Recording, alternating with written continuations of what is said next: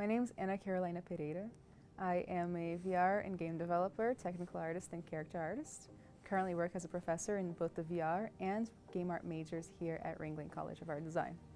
I have a degree in game art and design, and I was able to use it in the virtual reality worlds very easily. Virtual reality just had a lot of investment in it at the time. It was rapidly growing, there was a lot of opportunity, and it seemed very exciting, a great investment in my own future, and also I wanted to learn about the technology. What really attracts me to the world of virtual reality is the immersive technology. You have to try it to know how immersive it can feel to actually pick up the models that you made and play in a game world that you made, in an immersive environment that you made, and actually be in it physically. When it comes to challenges I had to overcome in my path to entering the industry, I could list like 800 of them. I could sit here all day, but I think I could summarize it into 3. The first one is that I wasn't used to setting my own ego and persona aside from my work, and that's something you have to do a lot as a professional. So whenever anybody would give me feedback, I would think that that was an offense or insult against me. But right after my NASA internship, I completely got over that. So I realized that the goal when working on a team is to be part of the team, to make something for the client, and it's not about me, it's about us and them. The second biggest challenge I had coming into the industry, I think, was the rapid work pace and having to adapt to using so much software and doing so much research on my own all the time, which is now one of my favorite things to do.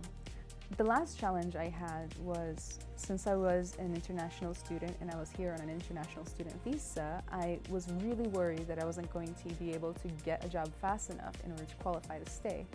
One of the things I did to overcome that challenge was I felt like I had to work harder than all of the other students, and eventually all the other professionals, so that I could, carve out my spot.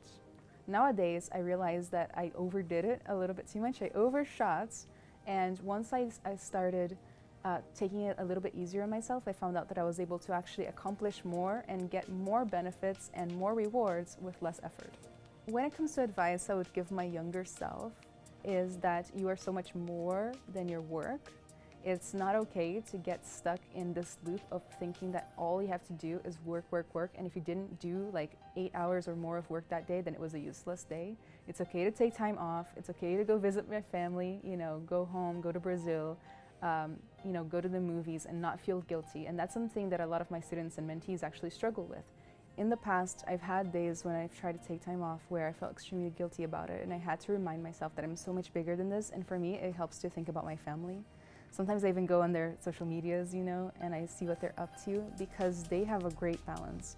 They're living in Rio, where it's already naturally really well balanced. Everybody takes a little time off, and I see them accomplishing great things. My family is really well accomplished, and I see them also having a good life, hanging out with family, having friends, going to a party, and I remember that it's possible for me too. Thank you for having me. Happy International Women's Day.